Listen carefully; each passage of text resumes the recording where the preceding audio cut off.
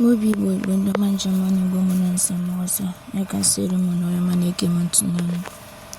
Honestly, obi adịchala mmadụ mma because the way eshi eme ndị Igbo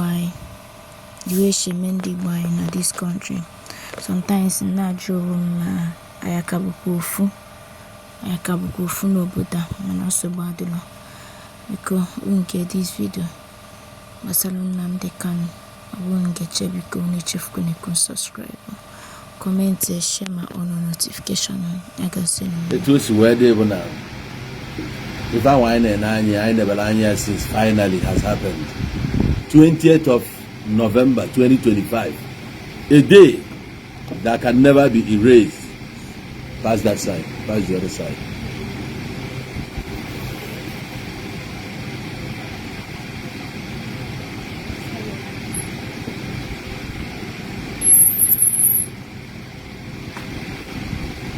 A day that will never erase from our memories.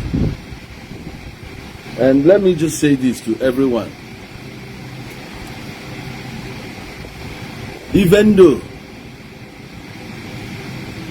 Nnamdi Kanu made some utterances, we Fedigasi Anga, or even Walloon, Mazen Nnamdi Kanu is still our brother, no matter what. Yatago. Mazen Nnamdi Kanu is our brother. Last night, Kanu neku. Still, on Pande Buddha Nimobi, huh? Obo Nnamdi Kanu Jabenga. I got mama. You know, got the mama. Has have got their own justice. Fine. But within me, more as a person, within me, I forgive him whatever, and I accept him and embrace him as a brother.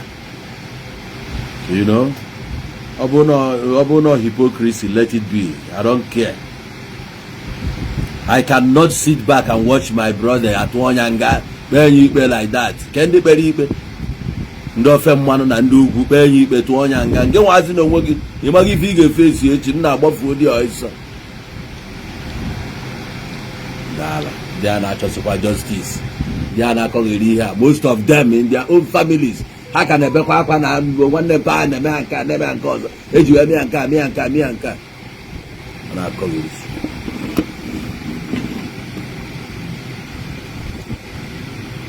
Abo ni na akpọ nwanne gị asị, ọ bụ na m achọrọ iso okwe ya asị etu ahụ, ọ bụ wahala.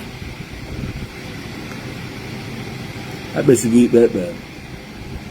Nnamdi Kanu were iwe, onye ọbụla nwere ebe o nwere fault Nnamdi Kanu nwere bụ na ọ na-enwe obi ọkụ.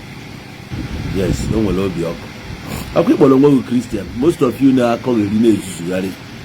Ọkụ ikpọrọ onwe gị Christian. David anyị na-agụ na Bible na-eme nke ọ bụrụ onye iwe ọkụ ka e dere agwa na onye iwe ọkụ ka ọ bụ. Samson anyị gụta na Bible ịma na ọ na-ewe iwe ọkụ. Jee gụọ akụkọ ya ọfụma, izu onye iwe ọkụ. Many of them nọcha na Bible a bụ ndị iwe ọkụ. Moses o ewe iwe ọkụ.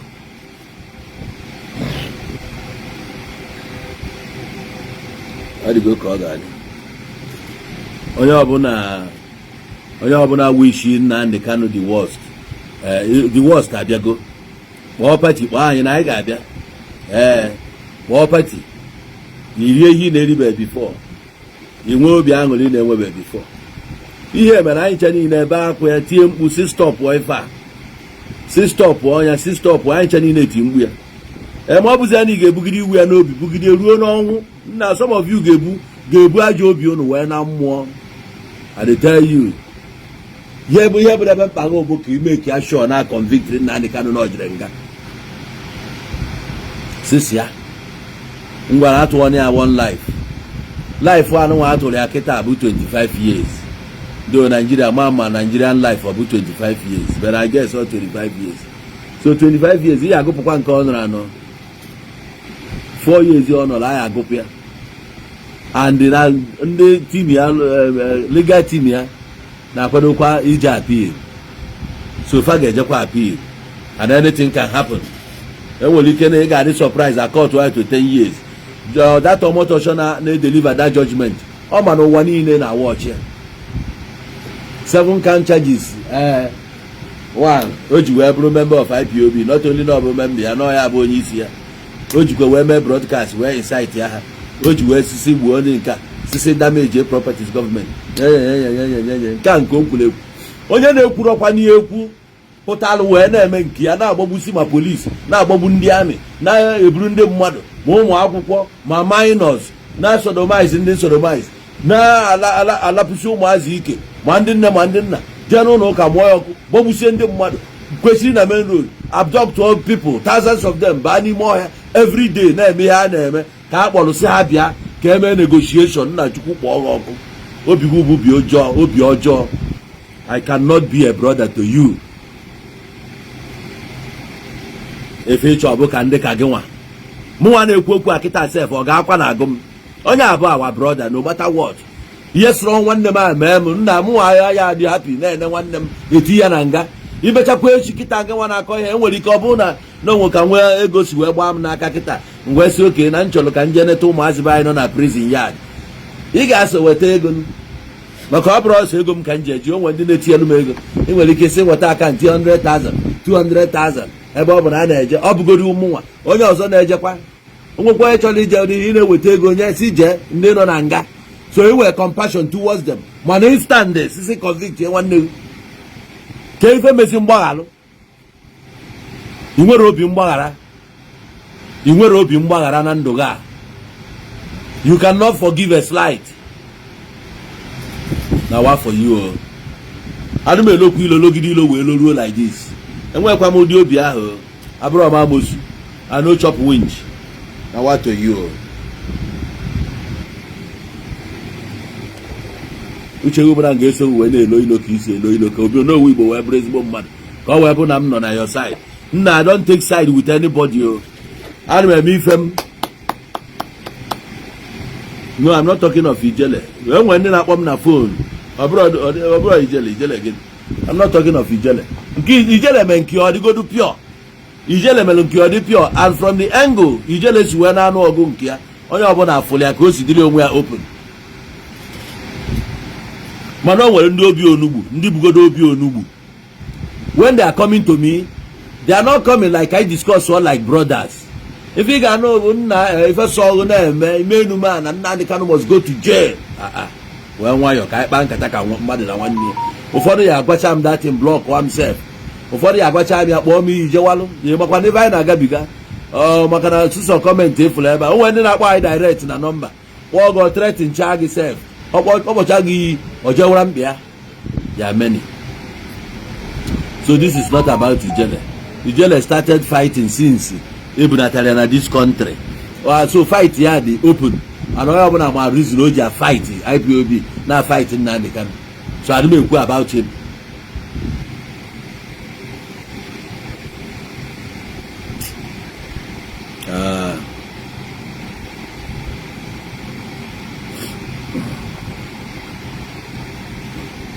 ọ ga-ekwesịkwa na onye a na-ekwu okwu ikwesịkwa na ine mmadụ anya ọfụma onwe ebe nọ na South East m na-ezo ezo mmadụ ka mmadụ hapụ ịma na m nọ ya onwekwa ebe m na-ezo ezo onwekwa onye na-agbala ọsọ n'ala Igbo onwe onye na-agbala ọsọ amena ihe esi efugo n'ala Igbo onye ka efuru na-agbala ọsọ ọ bụ ịda anụ my voice asị na na-atụ mmadụ ụjọ onye na-atụ ụjọ abụọ ebu isi na-abụ ha yes ọ bụrụ na Igbo egbe nna afụ tek ana m atụkwa mmadụ egwu na-atụ egwu n'ogode si imi na-akpagharị na-eje okeshọn na wato yo eriri m nke edebere anochiri nga ụzọ ife nna ọ bụ mgbago na eke o si wee dị n'ihi na atọrọ ndị mmadụ atọzi na ndị mmadụ na Chukwu ya kpọghọ ọkụ ọnya ka m ekwucha na-atụ gị egwu onye mere eburu m taa ubi yu iburuzie m ụwa dịrị gị mma kọnkarị m na wato yo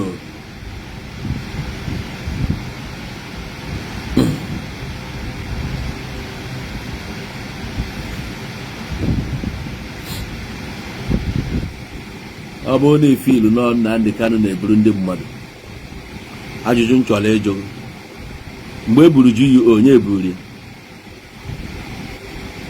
onye kidnapụrụ GUO onye kidnapụrụ God is good kidnapụ ya gbuo ya egbuo ọ Nnamdi Kanu ogbu awa ebu ha onye eburu ya ka gbọbra prominent people ebukọlụ gbuo fireman nke nwe generator ọ Nnamdi Kanu kidnap ya ka ọ na-ema na-ekidnap gbuo ya n'ime hotel eforo ya all the prominent people ebuchala ebe a kidnap agbuo ndị ka agbagburu through assassinations ọ Nnamdi Kanu mere ya nna make we dey talk reasonably na why you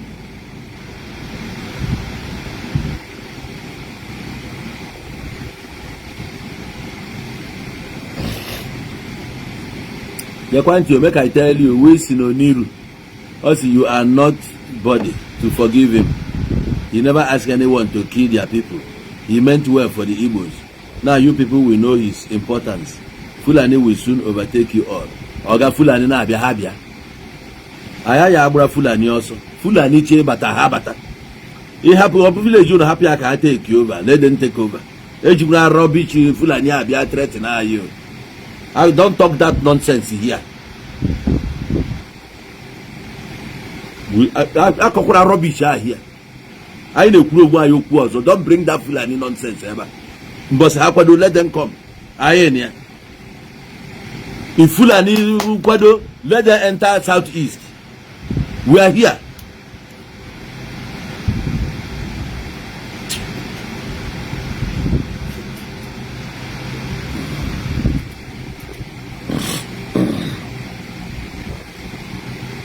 Eburu many people na Igbo ebe.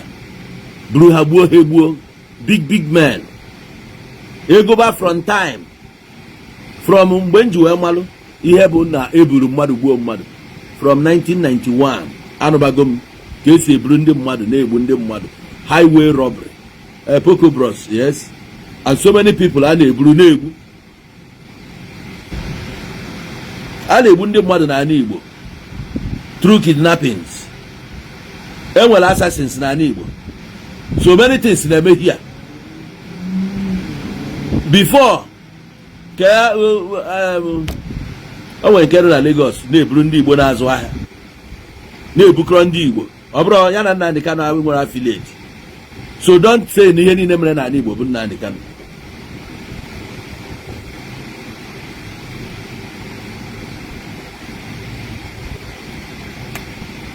Ihe nọ bụ etu ihe nọ nwanne onwe fi ga-eji protect onwe ji were ya na protect onwe ihe a ndị George Motochi na ndị a na-akọ ebe rubbish.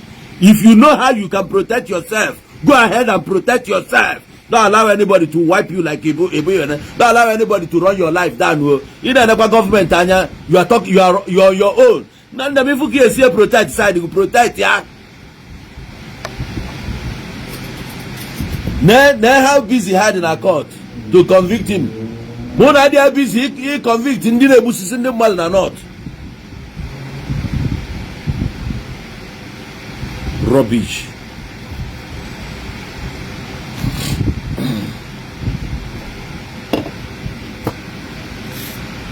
Onwe ha any single soul onwe na ana Igbo obi dị anyị mma.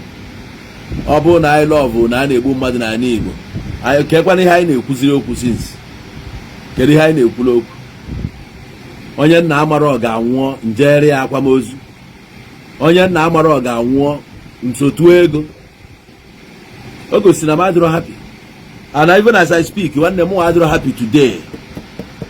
The outcome of this court judgment, more madro happy. I'm happy. Onye ọbụla nwere obi mmadụ, nwa onye Igbo ọbụla nwere obi mmadụ ga-asị gị na ọ dị happy. Nnamdi Kanu, okwu Nnamdi Kanu nwere ka o si wee dị. Every time I know, every era I know, and when cases like this, I have to go other places, other countries. And when they get what I make a case where me. But the fact still remains that na Igbo settings edible, settings in Kenya lie, and yet favorable to us. In a way, I get you succeed here like any other region. If our success today was as a result of overwork, we overlabor ourselves to get to where we are today.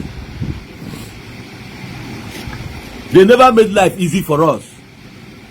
onwe any federal presence dị na Anambra steeti ịmara ebe ọ dị gosi m ya ma ọ bụ na ọ bụrụ prison prison a enwe maritime ebe a ọsọ prison na NPF Nigerian Police Force efuse their distinct army barracks onwere ihe ọzọ labor and productivity onwere ọrụ ha na-alụ dị a onwe another federal presence dị here so they didn't give us that a platform anyị ga-eji wee survive. Our survivor kita bụ ikeke torie, we are just forcing it. We are forcing it. Osi ikisi ebe na Lagos. Ije Lagos ka iwe kpata ego. Ịkpatazi ego batabe nna gị lụchala ụlọ. Ụfọdụ ahịa ekweme establishment ebe a because o mee ya o nwere ike ọ bụrụ akwa aka overnight. Ọ bịa lụ ụlọ ahụ gbanaga. Most of ụlọ niile efu na South East. Ndị niile rụrụ ya na-anọ na South East.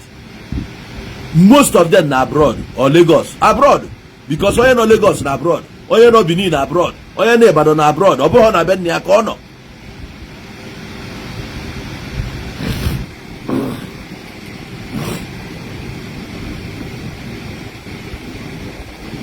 Oge ha nwụrụ Ijele je tii na nga. I wasn't happy. Ị ga-ajụ o nwere ihe m na-erite n'aka Ijele. Onwe ihe m na-erite n'aka ya. O nwere.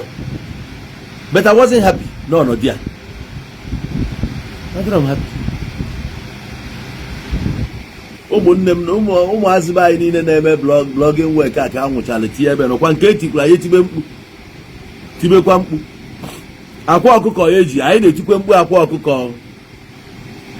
Anyị na-etikwe mkpu akwa ọkụkọ mana ha nwa bụ ndị ji ya na-eklem. Ihe niile a na-eklem which na ịmakwa na ọ bụrụkwa na nọọsụ follow ya. Enwere ike ite niile a na-ekwu na akwa na-egbu this that. Enwere ike na ọ bụrụ na onwego one or two things dị ebe a dị questionable. Warranty na ọ ga-eje nga mana n'obi gị na-asị sịrapụ akwa masị jide Nnamdi Kanu na onwe nwanne m a ga-ejide na nga ka ndị happy. Ọ dị ka ijebe nga before like ijebe iji visit ndị nọ na nga etinyebeghị na sel dị overcrowded. Ịfụba sel mmadụ nwụrụ n'ime sel because na okute nwe ume na wayo otu ọnọ kịta ahụ adịrọkwa ya ijigodo obi nke ahụ megodu nna ka oje triti onwe ya mana echi akpọ ọgụ ị ga-enweta ego ka eje ụlọ ọgwụ jeje gbapụta ndị nọ n'ụlọ ọgwụ ị ga-enweta ego sọpọtụ ndị mmadụ onye nke anụnwa ma eweta ego asụrụ weta ego ma n'obi gị gị find go there your heart to accept na onye abụ your brother ife ọbụla o merụ nna ife niile aka ikpochapụ ya n'obi iso na ndị ga-elogide ilo logide ilo buru iwe n'obi nwụọ banye ime akpati m na-akpụ ha na mmụọ ị na-ewe iwe hụ ahụ. No, I cannot be like you. I can't. Ọ bụrụ ọsọ ụka akpọ sabo esokpọ m sabo. Ọ bụrụ ọsọ ụka eme attack eso meme attack. Na page m kwụ stand state a on the IPOB. Ihe niile na report na account m. That's why you rap that Igbo TV. I wee kwuru stand still etu osi wee kwuru na. But then, gịnị dị ya? We are still brothers. We need many things I can make in the future. Gafe goduru ihe akpọkwa okwu IPOB ma ọkwa na nka. Ihe anyị eme ka nkụ.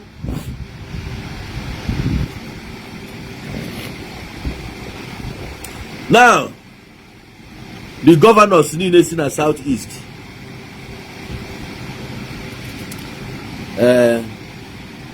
Unu ncha niile unu ga-adị very happy now. Enugu, Abia, Ebonyi, Anambra, Imo. Tiano kwa party na convict gị a sentence ya ka na rusala unu ka unu dị happy na ọgwụgwọ ahụ gbadoro unu n'onu na-ewepụ gị ya unu jezie jenu kobata ndị Fulani ha bata kotenu ha bata let them enter now. Ọkwa ifu nke mee na Akwara ha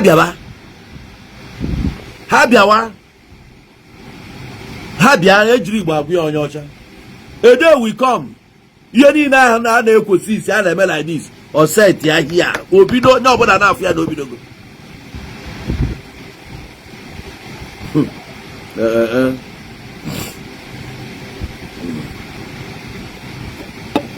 anyị nọlụ na be anyị anụrụ were anya anyị na-ene ihe niile a na-eme ndị okwu a na-ekwu ihe niile a unu nwa bụ ndị politicians. I'm happy for you guys. Kudos. Ite ahụ unu sinye ọ ya jee n'okpuru obi aṅụrị ndị niile a na-eme kampen anakata kerafia ha sị na ndị kanụ ṅụ release him for me ṅụ anya fọzikwu na court. O nwere anyone, o nwere ofu prominent kunyere jee na that distance. Chukwu Emeka Eziife bụ ọkwa dike Igbo ukwu, may so rest in peace. O tinyela ije ụkwụ ya jegide court for him. Ifeanyi Ụba, may so rest in peace. O jelu that place jee maka Nnamdi Kanu before ọ nwụrụ. Nna ya Amaechi Mbazulike, may so rest in peace. O jelu there. Many people there. If I got you why most of the things in Nnamdi Kanu kwuru ọ bụ real ka ọ bụrụ real, are we okay? Anyị na-enweta ife anyị kwesịrị inweta from the federal. Anyị adịghị enweta. Lagos State, since Lagos seized able the federal capital, ọkwa ị na-anya ị na-afụsịkwa federal presence dị ya, ihe niile dị ya. Why no nwa anyị enweghị ike inwegodo one na South East ga-adịgodo na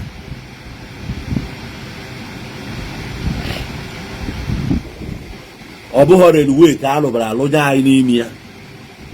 Calabar Coastal Highway etinye ha anyị n'ime ya. Ihe ọbụla a na-eme ewepụrụ anyị dị ya. International airport dị viable ewepụrụ anyị dị ya. Ya na akwa iri anyị ebe a bụ ụmụazị achawo. Arịrị egbuo m.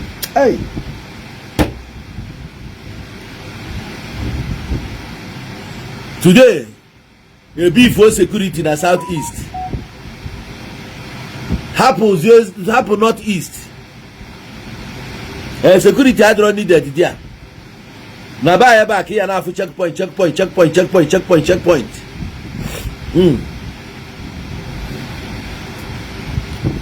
Igwe Babushi, see you, me, I'm very happy. A man who gave order to kill my brother today is my happy day.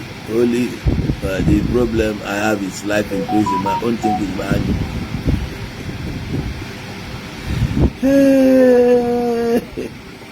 Na ihe nwanne anyị nwoke dị ọ na-ekwu na nsogbu onwe bụ na-ekwuru okwu life na ihe ọ chere na ekwu nna si ha nga ya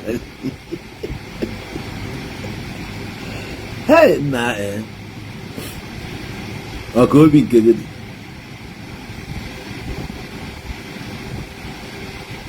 ọka obi nke gị ị nwekwara mmụọ mgbaghalụ ị nwekwa mmụọ mgbaghalụ ị ga-agbaghalụ na one for you.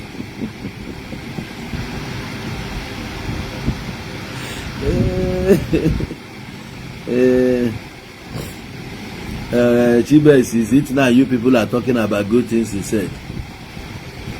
Maybe they follow this page. Yeah, he didn't follow page, yeah. But when he didn't follow me, he didn't follow with the 8 in the IPOB Kunyasiun. Attack Abona Ebro social media warrior on the IPOB attacking. For many years, I had were part in Nnamdi Kanu like. We're part man like. Mother had 100. You were one or other like you like Kocha Mba. Oh, when the guy like it, one day man I like it doesn't make you a bad person. Equanamia from day one. Nnamdi Kanu able to bra you. Oh, so many good qualities. We side in Adroke, two and one ever. And we can good side of me, we can bad side. So I brought issue of Bota.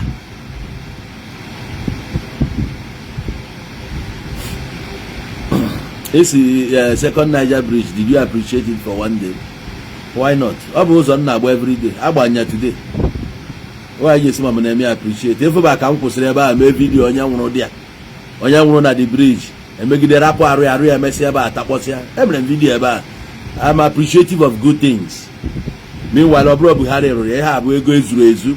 I went back here, which got here. Where was the project? Nkana Federal. They will cook our second Niger. I never take out now direct. Obro Buhari, I want to go the team during the time of Jonathan. And I appreciated it. Emily, I appreciate. About the on steady. One yaga both are money I appreciate. Since I lost 2022, Gosla had this in a new bridge. the former bridge go to ha dịzi dị ya ịpụta ị gaala onwe gị ịghọtago. So otu ihe nọkwa na o nwekwa ndị like iwu ndị na-alaikịrọ gị ana onye a na-alaikịrọ gị nwee ihe ọ na-alaiki point out about you mana onye nke like love o nwere for you na-eme o cover those things. So don't ever think na ịdịkwa 100 o, and don't ever think na m ga-support Maazị Nnamdi Kanu to the core. Mba, onwe ife okwu like nkwuo na m like nka okwuo nke na-adịrọ mma condemn it na m like ya ọ ndị a na-condemn ka m ji bụrụ sabo nke m like ya like nkwu na ọ dị mma ị bụrụ chameleon ka ebe ịkwụ akwụ ị na-awụ ara ị na-emebe expect ka love gidezi ego na-eme ihe ọjọọ mgbachite nkịtị ma ị na-ekwu okwu na-adịrọ mma mgbachite nkịtị.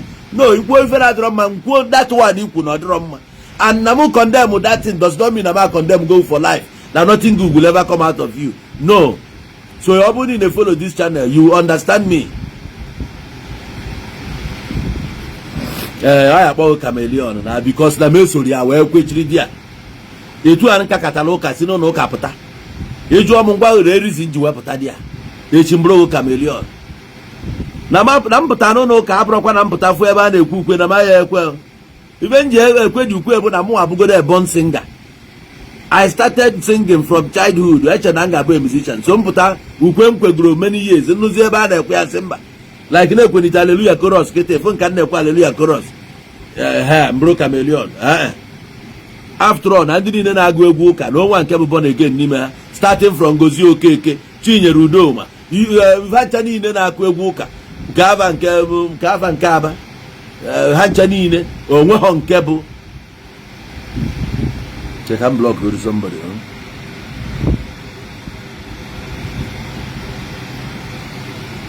Let I blog on you. You lose a just week because I don't need you here.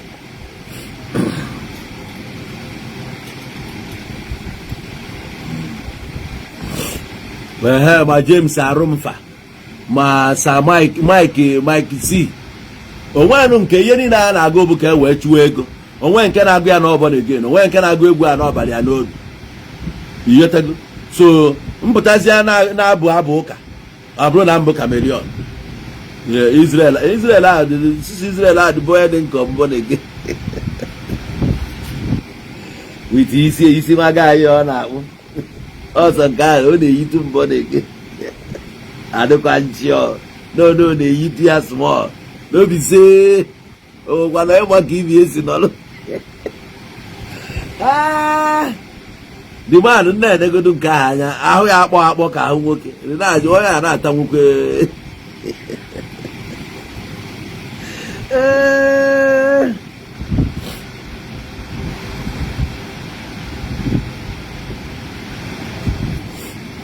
Ndị lost their loved ones, I stand with them in prayers. I nọkwa na-akasi food omego bụ na omego. You must move on. You get my program 2 days back. I discussed these whole things. Whatever has happened has happened. The guy see because na agbangi na mmadụ ji moto ya gbuo family ọ bịara dị akwamozu adọbacha ozu niile a ọ mesikwara na adị akwamozu egburu ya egbu omego bụ na omego na wow.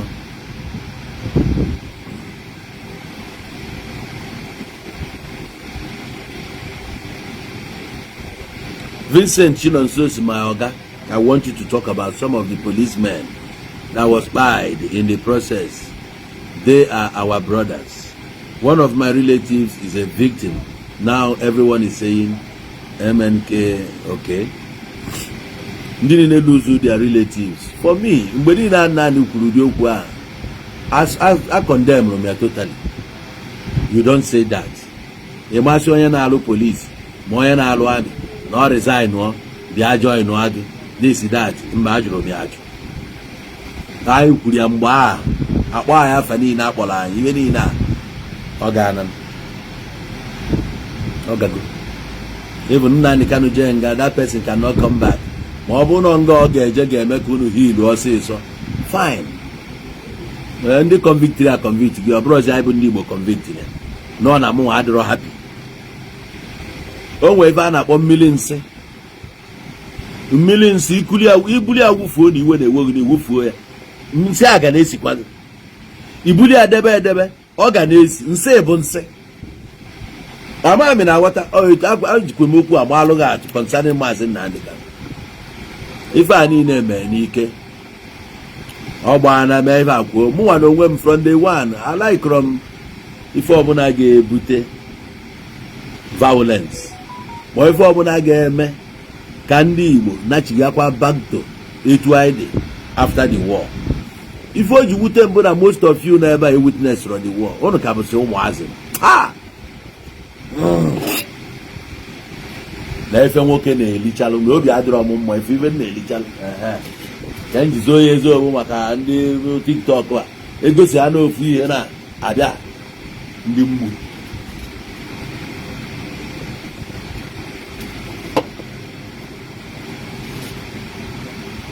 ọ bụrụ na amụọla ọ bụrụ ndị isi ọ bụrụ na ị nọ ebe a 1970 ọ bụrụ na ị nọ ebe a 1970 mmadụ one nọ ebe a ka a mụgoro 1970 one ka ono dị ebe a fụrụ 70 ọ bụkwa na amụrụ 70 nọ n'iruo na ihe dịka 7 years oge ahụ ọgụ kwụsị Frank sisi n'ihe na-edo Frank sisi n'ihe Frank bụ onye ebe arọ ole ka ị dị na 1970 1965 ka a mụrụ so 85 years ịma ya a na-ekwu aka dọkpụrụ n'aka na-eme ya ịma ya a na-ekwu mgbe ahụ igwe abụchi hapụrụ m aka ndị a dị happy gotenụ mmanya ka anyị ṅụọrọ ụnụ mmanya accident ya isi na ọ dị iche na nke anụnwa ọnwụ bụ ọnwụ ọ die na die no matter ka o si mee ọnwụ isi ọnwụ ịghọtago onye nwụrụ anwụ anwụgo ịmanya iji mmadụ ịnọ di na nwunye ụmụ ha na-abụ ekpochapụrụ one family ọnwụ bụ ọnwụ ndị anwụọ na abụ na ha anwụọna anyị nwa adịrọ happy mmadụ ana m agwa gị dat na iwe nwanne adị eru n'ọkpụ unless ọ na-ekonsida onye a nwanne gị onye na-akpọ ka anyị ma ọ na-akpọ ka ọ chọrọ join na this program hello nwanne ị chọrọ join na program a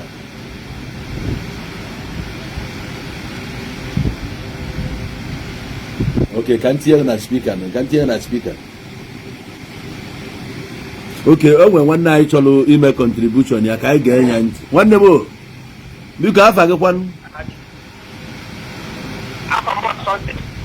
Sunday ebe ka isi akpọ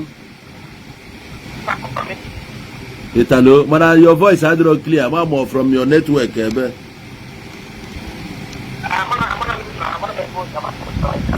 eme ife ị ga-eme drop ọkpọchi ya azụ ka the line dị clear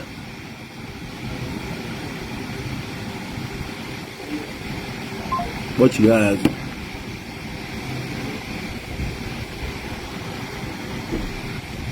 Vincent Chinonso na my daddy ga-ama onye the mandate na nwere ya 1960 mandate dị sure ka ọ ka ịwine anyị Frank is now 12 years as at that time 1970 so I'm over 1958 okay one night kpọchigara hello ọ dịgo clear ngwa gaa n'iru welitekwu onu ka ndị mmadụ na-anụ ife ị na-ekwu okay, senior man.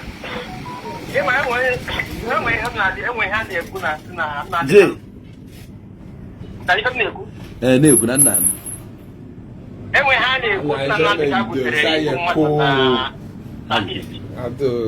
You did life? Yeah, they stream life. What is smart? How far? You're terrible. I did life. This your shirt, so. I like how the design where you give up. I made a door for you now. How much be that one? This one was small. Just give us 50. I go rather from. If not now, 80 before. I go come. We will discuss. Which color you want? This is your color. I like them. Like this one. Yeah. If you no need for you to come now, we don't get your measurement. I just took one. Make I arrange myself. Okay, no Hello, one. Hello, Chairman. Kube na ndị mmadụ anụ ife ị na-ekwu na. Okay. I want to tell you na Nnamdi Kanu obodo mmadụ. Yeah. Nnamdị Kanụ obodo onye ogburu. Anọ m Aba, nọ Naijiria mgbe Nnamdị Kanụ bịara Aba. Jọta ndị nna. Mgbe ọ bịara Aba, ndị ahụ na-abụ gbara ndị mmadụ egwu. Onye okwu ekwu ọghasị na ha bụ obodo ha kịta. N'ọgwa mgbe ha ga-ebite okwu ekwu ebe a ga-asụwa na ha gburu mmadụ. O kwuru ego ụra. Abụrụ ndị na-ekwu. Anọ m n'ihu m ndị a ga-agbagbuo mmadụ n'ime anyị anyị. Abụrụ ndị na-ekwu ọ bụghị mmadụ amụrụ. So na Nnamdị Kanụ bidoro ihe nke na atụ ndị eze nke ọ bụrụ ntobika. Ọ bụ ụzọ dị mma kwuru ego ụha oge o kwuru osi na ihe a na-egbura ndị mmadụ Imo steeti n'aka ndị polisi adị ya. Abụrụ ihe m na-ekwu. So oge a na-ebo Nnamdị Kanụ onye ụtọdọ o mere nke o mere nke o mere nke a maka ọ nọrọ tinye. Mgbe ejide nkịta na akpa akọchọgbu anya ndị because already the ndị Nigeria jijide anya nwa. Before gọọmenti program o bidoro, ọ bụ ụzọ gbọọ meeting with Nigeria gọọmenti enweghị ha aka ya. Ọgwụkwa instant visit gọvanọ to ndị nwanne ha ga-esi mee ha na ka ọ ka dị ka anyị nọchiri azụ. Ụzọ anyị Nigeria ga-esi nwe ha the road ụzọ nsọ mmadụ abụọ na-eji anya na ọja na ụsọ. Ọgbọ ndị ọsọ ha na-enweta adukeshọn achọghị ịma ha ewere ya ka onye ibe ibe. Ọha na ụmụnne ya taa ya sị kama a ga-eme kama ife emodo ka ife ike mee sọkwụ ndị ahụ nwekwu mgbe ahụ iwe obi mgbụwa gbata na-eri anyị eri ugbu a na-ejidoga anyị ejidega ekịta na anya ndị Igbo ji ahụ ụzọ amaghị Naijiria mere kịta na ka ha jide ọzọ ọ nwere eri sikret so ndị ọbụla Naijiria ga-eso ndị ga-asị chigbuo ya ntu nwanne egbuo dike bụ wetachọ kedafri kota kedafri ugwu na mkpalite na aba kerosite a ga-enye na-ekpuchi gị na-ekpuchi ka egbuo eke ebe niile aka erubi n'anya a na-asị ihe ete na egburu mmadụ eke mmadụ dị ka ndị anyị na Ijipt ọkụzụ taa mmadụ dị ka egburu ọ Naijiria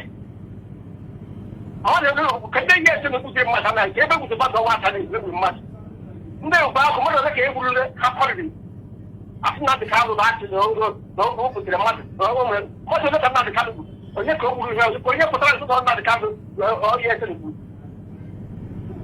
onye pụta na-akụ aka akpọta ọsẹ ọ maka ha na-abụọ n'obi ha bịa bụrụ ka ha otu obodo oyibo dị ebime dị oke onweghị ihe dị mmadụ ikpe onye nwe ogbenye abịa na ụmụ okoko na-aka afụ sọpụrụ and smadị a na-achọta ezi onye ọbụla aka otu osite onye ihu na mma ndị kpọchicha na-ebe arịcha onye ọbụla anya a na-asụ n'otu ya atụdị ka gbapụta ha nka ha ji emechi obodo wepụta anyị dị ọ bụ ha chọrọ nọtịn Have 1 minute remaining.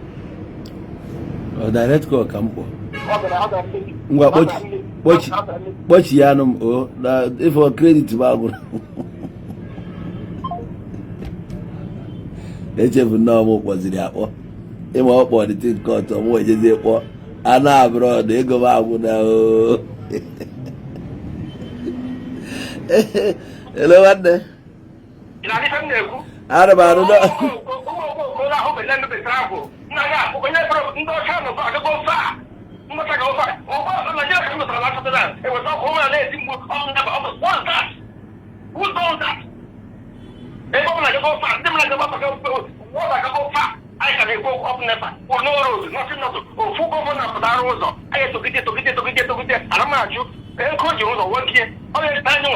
yes, ego ndị mmadụ.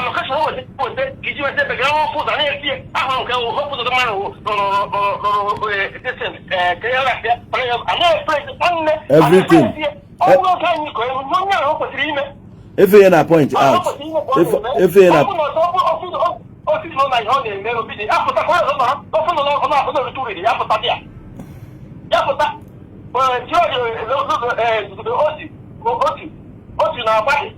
okay, look at also Carlo. That is who for ndị ahụ chichara ha n'ihe. Were ego nnukwu esi mete fonu ka fonu dị mma. Mete fonu ka fonu dị mma. Anyị esusu apụtakwa akpọrọ aka. Ọ bụ ụzọ ma ọ na-enye speech. Ndị mmadụ ndị okoko ụmụta ụmụ efulefu na-akwụrị aka. Okay, chalo,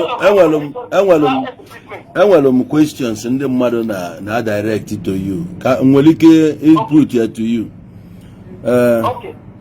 Enwere onye a na-akpọ Igwe Abuchi. From him aghọtara m na ọ dịka nwanne ya bụ polisi egbu because of this. So ọ na-ajụ ajụjụ ọjọọ si I want to ask who give Nnamdị Kanụ right to create ESN. nke a one question onye ọzọ jụla ịnọ ihe na-ekwu onye ọzọ ajụ ajụjụ afịa bụ Mike Ụdaigwe ọ sị this speaker should also say who is killing and enforcing sit at home. The tremor in Igbo land is so much. So I would like you to deal on these two issues now. Ojulaju kedu onye Nnamdi Kanu right he create ESN and onye nke asị kedu onye na force that sit at home eji wee na-egbusi ndị mmadụ na Igbo. Mgba nsogbu adịrọ o nwere ike nkịta na nwanne ọ bụrụ na ndị ọkpara amaghị eme ọ bụrụ na ndị ọkpara amaghị eme nwanne ọnwụ last bọọlụ asụ ọjọọ ga-ekpa ndị ọkpara bụ ọ ihe m na-ekwu ọ bụrụ na ndị ọkpara eme elekọta ndị ọkpara ma ọ ọbara eme nwanne isi ike mee Nnamdi Kanu na-ekwu sị na ndị na-abịa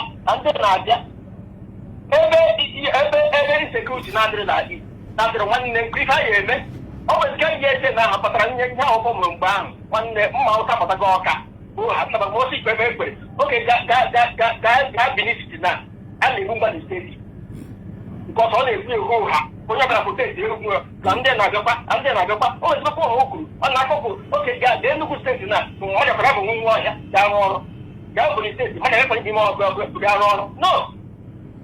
So your submission can be kai we direction. I na with time. You no go 3 minutes now. Na nke anụwa. Achọ ka ime ya with time. So if you na kowa bụ na ewepụ that ESN Nnamdi Kanu form na ndị Fulani kali run ga n'Igbo over. Ọkwa ife na kowa. My brother, every adugo scatter. Okay. But I'm saying him and Yaji Kuna, him and I if it home. Ndo ọjọọ ga-abata yes ọ ga mgbe osikọ nkụ na-eme nke na-aba mgbe ahụ ma ndị ọbụla onye ọbụla echi mgbu a na-ekpezi kidnapa ọ dịghị ka atụbụ mbi na onye ọbụla wụzi onye kidnapa na-ekwu Nnamdi Kanu bidoro Igbo steeti ala Igbo onye ọbụla gwa ma ebepụta egwutezie ma metọchie ya ka ndị onye mebi na onye opportunity ha chọka metọchie ka ha chọka bịa wee na achọrọ ha ji eme ka akwụkwọ onye gbapụtara nkịta na akwụọ ha nta ihe eji ekpe Nnamdi Kanu ka aka tụọ ya aka tụọ ya ha ma na ihe eji afụ ụzọ n'Igbo onye ụka ma Peter Obi pụtara gọvanọ prezident ụbọchị a lekasị akpatuo ya bee ya ikpe aka na-eji ikpe n'otu obi iwu n'etiti obi ka onye je oke ya ihe Nnamdi Kanu akpọkwụchiri ọbụla ihe ebe Nnamdi Kanu gara iwu ọ bụ ebe bere onye ọbụla nwanne eze ihe ị ga-eme na Naịjirịa ka ịla fri kwesịrị m na so nke ị na-atụ ka eburu ụzọ ọzọ ga-ebu ukwu onwe ya ga-ama ihe ahụ echi mazi ya polisi kịta na ihe ị ga-ahụ onye dị right adịrọ ọgụ nsọ gịnị onye nke ọzọ butere ego now ewen iwe ka anyị na okay enyere mmadụ ego gotere m ala onye m gara ala ọ bụrụ ya ka m ya na-esi okwu onye nyere ego gotere maka m ya na-esi okwu okay aga polisi oshiri azụ gada enye polisi bribe mụnwa property nso onye dịrọ bụ onye gotere m ala onye kotizie na Nigeria ma bọda ọnwụdere ga-enye ga-eme Nnamdi Kanu nwa ụkwụta m nọkịta m ga-eme karịa Nnamdi Kanu na bọs Nigeria onye ime oge mmadụ obi chelụkwa ka m bịa achọrọ m ịjụ gị staịlụ eweniwe staịlụ ejiwe after ka ebulu Nnamdi Kanu staịlụ ejiwe mee ife that sit at home like that style in support of that sit at home then what is sit at home? ịma na through that sit at home na-eji ya wee gbuo a lot of people ọkwa ịma Sit at home? Monday sit at home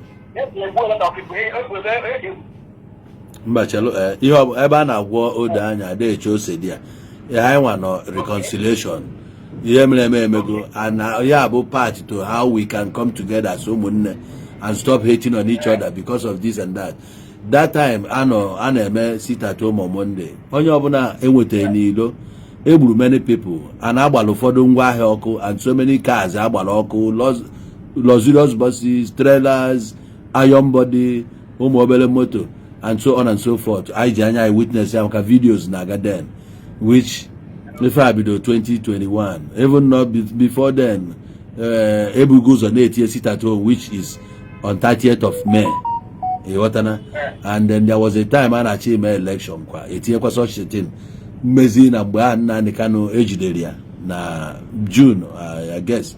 Buy him na June. Achọkwazi another way. Etinyekwa that seat at home again. Because everybody go tradition. When on this very one, whether you like it or not, no. Maybe you're this extra serious. So I can naju. Because there's some people naju. Now that sit at home, now lose their loved ones because of that thing. I know see videos who did disturbing iPhone. All men who was in Ago and where you can see it for exam then. I got na school, Shosi Nano, Sebubeha, and Momazi, Piaheta, made so many things just to enforce it. I've got one, it was a changwa hanilo, case we deal with them, Piali and so many other places, and what I got see videos here, Melodan. So those people, their families.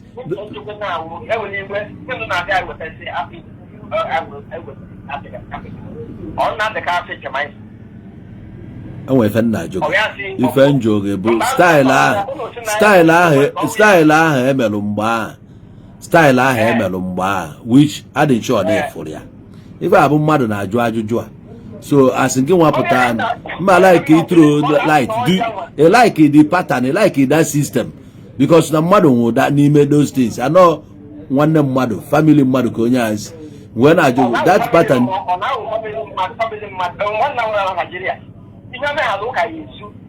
Every day by day. So I'm not the council of one. I can not do. I'm not to go one night to go back. Only put out here for boy or that school capture money. I'm going to be over here. Oh, what do you Oku West? No, you're born our weapon out, boss. Yeah, eh? You offer ya well. Na nke abụọ kwa chọchọchọ na ama guarantee na ị ga-adị ndụ mana esi na asị na nke pụta that day ya sị na ịnụ that statement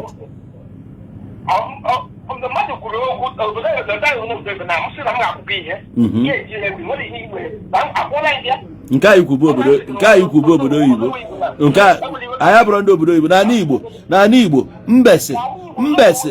mbesi na ya ga-azọgbu nwaanyị dị ime ọsọ ka nkọwalụ mbesi na ya ga-azọgbu nwaanyị dị ime o wee bụ na ọsọ na-agba n'ime ahịa ndị mmadụ wee gbaba ọsọ wee zọgbuo nwaanyị dị ime mana mbe ekwughị ekwu ya ka eji wee kpụrụ mbe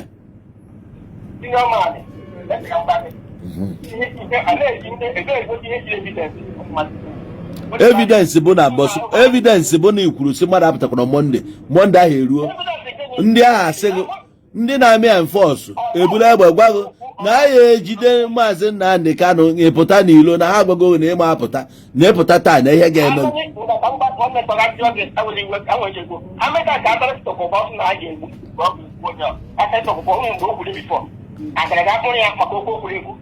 eje akpụrụ ya anwego mgbe federal gọọmenti kpụrụ Asari Dokubo o jee nga nọsi apụta ha richi agreement anyị ama agreement ha richi ana nke maazị Nnamdi Kanu anyị nwere idea na a na-atara anyị ka ha richie something ma Nnamdi Kanu si na ya ajụrụ ajụ so don't compare Nnamdi Kanu with Asari gere ha ntị enye amnesty so enyere amnesty oga enyere amnesty mbache na like be call in the simple and straight ka anyị rapụ sentiment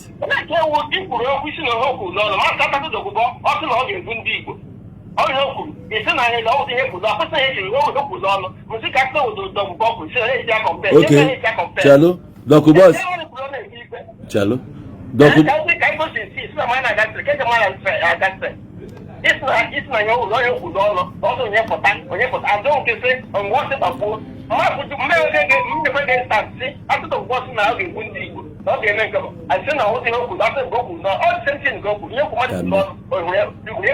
Listen, case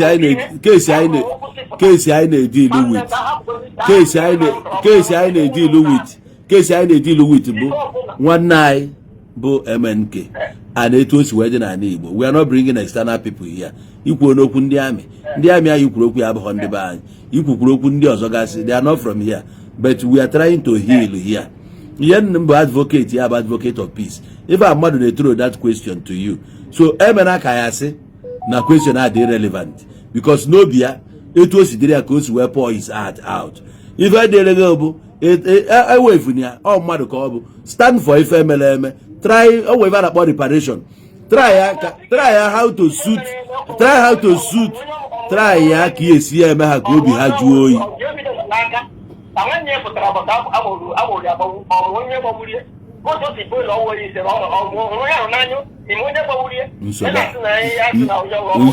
No problem. Nsogbu adịrọ na mmadụ pụta wee kwuo ihe dị ona emesịa dati na-eme na ọ bụrụ evidence. Ife ị na-ekwu alaikrom mmadụ isi ọ na-ekwu okwu na-ege m ntị.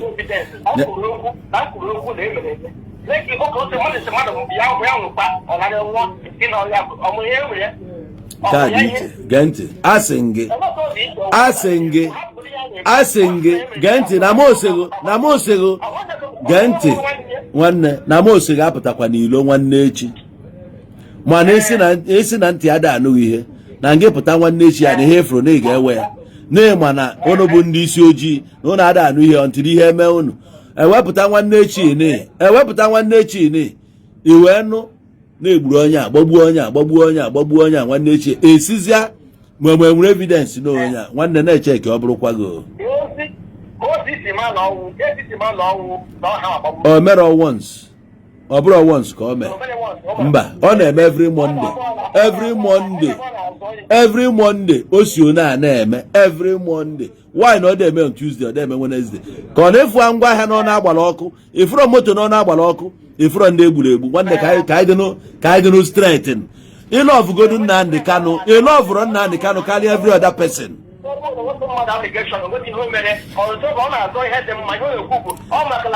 Ihe anyị na-ekwu bụ onye ọbụla egburu onye nke ya n'ije a nya find a way to forget and forgive. Ihe niile aga nya hiluo n'omego mana ọ bụ na ka ikle emube na nke a no, I'm not in support of that. Mba.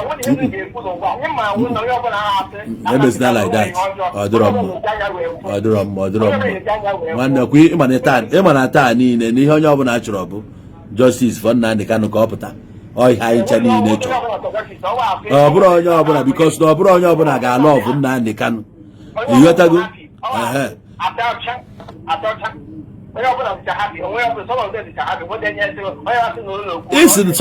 Ọkwa gị kwu kịta esi some of them which means ọ bụrụ man.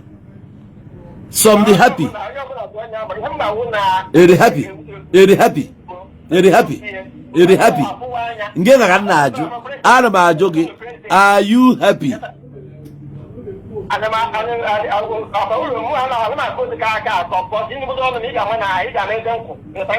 Mbe ihe ndị ọnụ ga-ajụjụ ịzara ndị mmadụ na-ege ntị. Chelụkwa eweniwe chelu biko ndị niile bịa ma ihe niile a na-ege sorry ọ bụrụ gị maka na-ekwu wait ọ bụrụ gị maka na-ekwu onwe onye bụ Christopher ji egbu ọ sị why can you mentioning Simon Ekpa n'owu Igbo nwanne mgbe niile anyị na-ekwu okwu o nwere ka nzikpọ Simon Ekpa afa so Christopher ji egbu ka ebe topic ga-asị na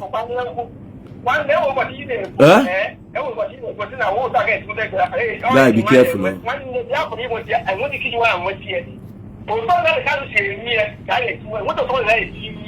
ahụ ndị tọgbọ nleghị anya ndị gbataga ego nleghị anya nwanne enwekwe nya ha ga-eme ajọ Nnamdi Kanu abụghị echi maka Chukwu mmiri eriele onye ọbụla ọzọ onye ọha dị onye enwe ha na-atụ ụjọ na Naijiria si na mkpụrụ onye ọzọ Nnamdi Kanu ka a na-atụ ụjọ na Naijiria ọsọ ọgwụ ọ dị intelligent ọ dị smart enweghị ime eme ọnọdụ ama ọgwụ ọbụ nke ka okwu okwu che na mmezu onye ji aka bụ chụọ ya ka ndị ga-apụta ngwa summarize ya ị nwere 1 minute summarize ya ị nwere 1 minute ị nwere 1 minute summarize ya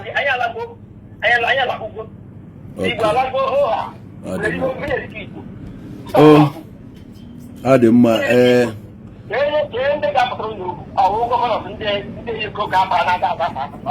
ihe niile ị na-ekwu na anyị cha niile ekwusighị ya onye ọbụla maara all this point mana ka o si wee dị ebe na ka o si wee dị ebe ka o si wee dị ebe na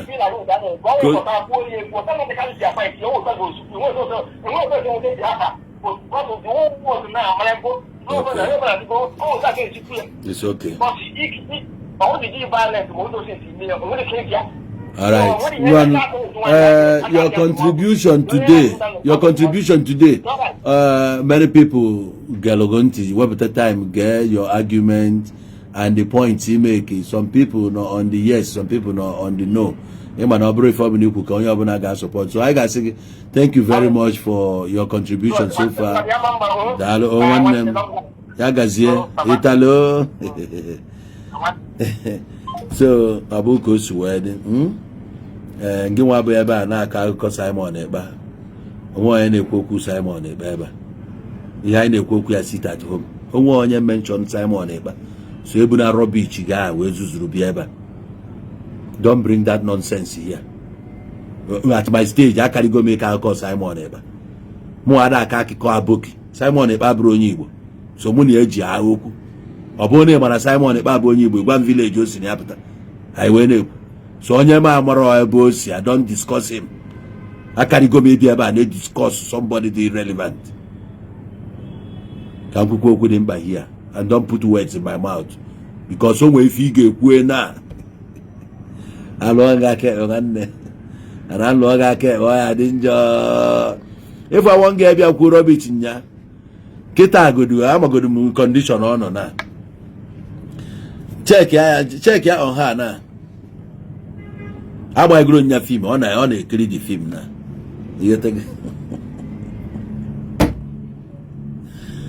ya nwoke emego arapụ gị ya today ya nwoke abandon gị ya so ka mụọ da ihe anyị na-ekwu bụ no matter ife ọbụla man onye ọbụla rụsie mmụọ ya let's move on. Let's move on. One man down echukwe kita amakwa injustice nwere ike ilu onye ọbụla arụ mana o nwere nọ na amplify that thing voice ya na-aga everywhere na-ekwe ihe ndị mmadụ na-efesi na bai. We are facing injustice, we are facing tribalism, nepotism and so on and so forth. Ife kwesịrị ka enye onye Igbo alụpịa ndị a na-emesi chief of nke a general nke a brigadier general onye Igbo ga-elu olu mfụna ọnya ka ekwesịrị inye ebe a jọmpụ ya nye onye ọzọ nye nwa onye Hausa, you know, and so on and so forth. We know all these things now and it was a 3-time okay. That's why we need him. I need him out here. I need him in outside. We disagree on this one. No matter on how they not buy names, it doesn't matter. At the end of the day, we are still here.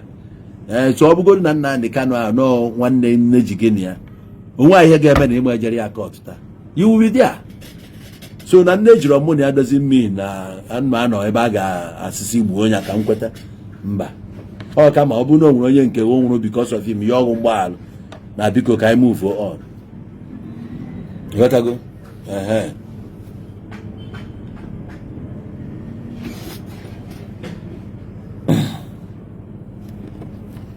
Siding who? I'm not taking sides. I'm not taking sides. Me na agwa gị bụ nwanne ọbụna ịchọ ka enwee peace iwelu truth bịa dia. Onwe na-akpọ anyị na WhatsApp. If ị ga-akpọ anyị na ya bụ na kpọọ WhatsApp number ị ga-akpọ. Ọ bụ from YouTube ị na even know 0816-778-7008. That's the number ị ga-akpọ.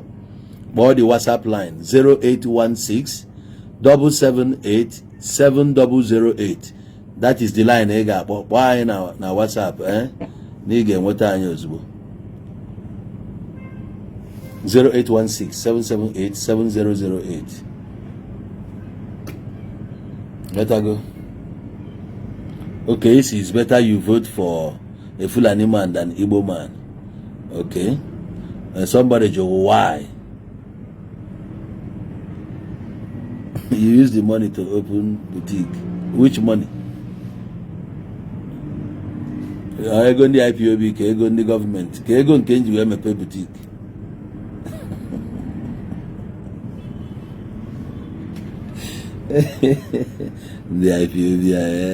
ndị isi nkụkọ akarị kedu onye chọrọ ịpụta n'iru akwụkwọ na TikTok? You want to make your contribution? Ikwu request ya ka m add ya gị dị a.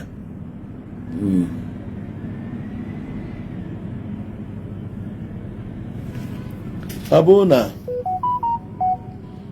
bụ na ka anyị si eme n'aba anyị n'ala Igbo, ọ bụ na o nwere ihe mme anyị wee na-achọ ka udo dị, ịpụta mpụta ebe a m ga-ekwu na ihe mme mana adị m sọrị, ana ọ bụ na m kpọrọ gị ikpe ka ị bịa soro m jee di ya, ejere ebe a jebe na-edebe arụ niile edifendị m, ife mkpọgụ bịa bụ ịbịa ka itinye aka ka ịyọ ndị a. Ọ bụ ma ihe mme na m eme gị ya bụ na m eme gị ya, ịbịakwa ebe a sịba asị, ị ga na-eme ndị ebe ịyọ ayịyọ ka obi gbaa ha njọ. Ọ ga many people lose their family members. Nwaanyị onye amị ahụ egburu ya na onye nke ya, ọ na ọ bụ ha ndị Igbo, ọ na ọ bụ ihe Biafra lead to many things melụ, agba ngwa ahịa ndị mmadụ ọkụ, egbu many people. Mana ihe anyị na-ekwu bụ ndị a egbu ndị nke biko nụsị gbaalụ n'ihe niile aga na ịghọtago. So mmadụ abịa n'ebe a debe aha na ya bụ na nke eme nke eme mba, we no support that kind of thing. Caesar. Ono Igbo nwanne m anyị kelekwa ka ime nwanne m odo iti mbala ndị saịdị abịa ejikwa onye abụgoro m your number one big follower ya tago mụ William. Okay, William, you're welcome. Kpọrọ m Jamu ịghọtago. Jamu. Hello Igbo. Ay, ngwa gwa anyị okwu. Ka ihe agwa anyị gbasara this case taa. Ifuru arụba dị ọzọ kpọcha ihe chọrọ ọ dịgo ka o si adị, o sichakwa gbacha ya tago ọnwụ mmadụ nwanne. For me, adị m happy o mana ọdịcha m happy because ihe mere respect abụrụ ife nyere arụba ịghọtago because of ihe o mere n'ala Igbo nwanne. 90s amụ m n'Ọnịcha, m nwata n'Ọnịcha, aga m skuul na Igbo wee mee otu esi eme nke na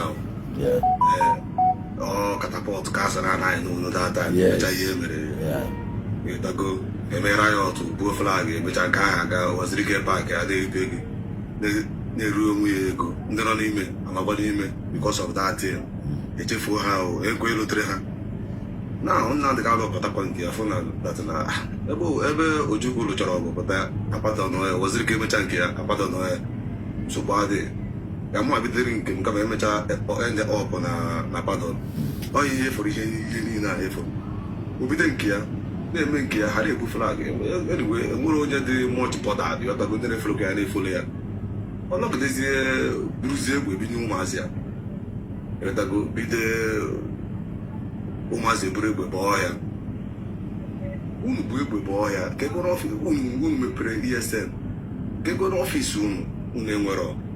Ọ bụrụ na m bịa n'azụ ụlọ m na bụ onye Fulani na ka ọ na-emebisi ihe m na ke nọmba m ga-akpọnụ at least enwere ọkụ unu create security ekwesịrị m iwu kwesịrị itinye nọmba tinye na adreesị unu ama n'ọfịs unu ama ike si onye Fulani bịa ime m atak ka m kpọọ dị nọmba si ha lekwe na ndị Fulani nọkọ ebe unu gbara ọka bịawa. Yeah, this guy bụ Chukwuemeka ibe nwoke nna kwa anyị n'onwe gị ugwu na you are not the only one here na TikTok.